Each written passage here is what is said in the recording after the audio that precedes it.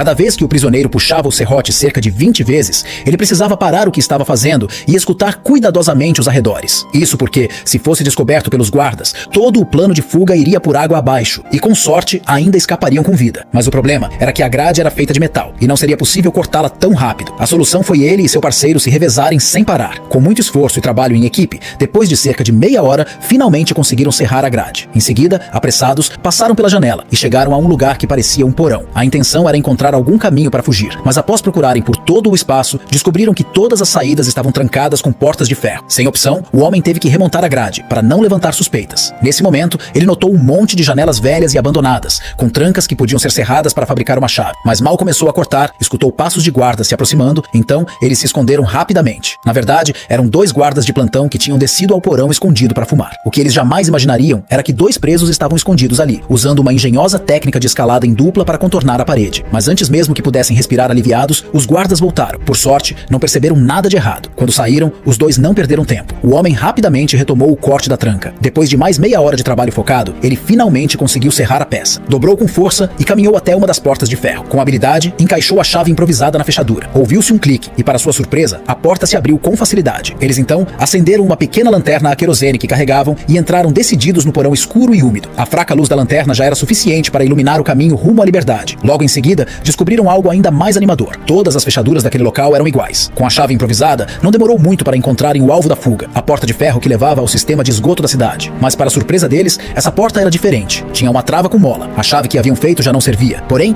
o homem manteve a calma e pensou em uma solução. Ele primeiro ergueu a porta com cuidado e colocou a chave debaixo do eixo inferior para fazer apoio. Depois, tirou o serrote do bolso e começou a cortar o eixo superior em 2. Em seguida, fez o mesmo com o eixo inferior. Depois, removeu a chave, retirou os pinos quebrados e, com isso, conseguiu soltar completamente a porta de ferro. Eles estavam a um passo da liberdade, mas ainda assim não saíram correndo. Em vez disso, pegaram um fósforo, quebraram ao meio e colocaram um pedaço na fenda do eixo da porta. Usaram a chave para bater e fazer o pedaço de madeira se encaixar perfeitamente no lugar. Isso serviu como uma camuflagem, para que ninguém percebesse que a porta havia sido removida. Depois de pendurarem a porta de volta, entraram discretamente no esgoto. Infelizmente, o caminho estava bloqueado com uma grossa camada de cimento. Esse tipo de cimento era muito resistente, impossível de quebrar com ferramentas comuns, mas a parede lateral havia sido construída com um cimento de baixa qualidade. Bastava aplicar um pouco de força para ir retirando. O homem calculou que em poucos dias conseguiriam abrir passagem por ali. Decidiram então que no dia seguinte voltariam com ferramentas para começar o trabalho. O dia amanheceu e os guardas estavam prestes a fazer a ronda. Os 2 ainda não tinham retornado. Por sorte, conseguiram chegar a tempo. Camuflaram o local e se deitaram nas camas, fingindo ainda estar dormindo. Os guardas não perceberam nada de estranho. Depois disso, o homem percebeu um grande problema. Eles não tinham relógio e não sabiam quanto tempo passava. Se tivessem demorado mais 10 segundos para voltar, teriam sido pegos. Para evitar isso, decidiram arrumar algum tipo de cronômetro. Um dos companheiros fingiu precisar ver um médico